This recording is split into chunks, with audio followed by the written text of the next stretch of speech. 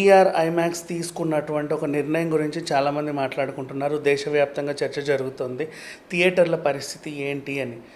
PVR IMAX ఇప్పుడు తీసుకున్న నిర్ణయం ఏంటంటే, థియేటర్లో అడిషనల్ వ్యాపారాలు లైక్ జనాల్ని రప్పించడానికి ఫస్ట్ ఒకటి చెప్పాలి. cheer.buzz అని చెప్పి cheer.buzz అనేది ఒకటి ఉంది వెబ్సైట్. ఇదేంటంటే మీకు ఎవరికన్నా గ్రీటింగ్స్ చెప్పాలి అనుకుంటే తెర మీద చెప్పొచ్చు. ఈ థియేటర్లోనే కాదు, ఏ థియేటర్లో అన్నా మీరు వచ్చినా రాకుండా కూడా చెప్పొచ్చు. ఇలాంటి ఒక సౌలభ్యం ఉంది.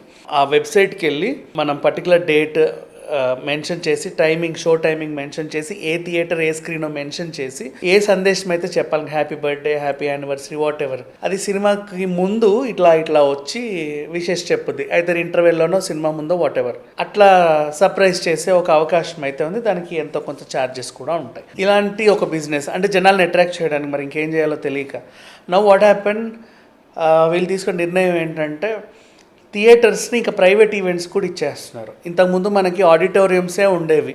థియేటర్స్ అంటే ఓన్లీ సినిమాలు. సేమ్ అలాగే ఉండే చైర్ ప్లేస్మెంట్ని మనం ప్రైవేట్ ఆడియో ఫంక్షన్స్కి లేదా ఇంకేదన్నా అవార్డ్ ఫంక్షన్స్కి లేదా పెళ్ళిళ్ళకి వీటికి వాడుకుంటాం.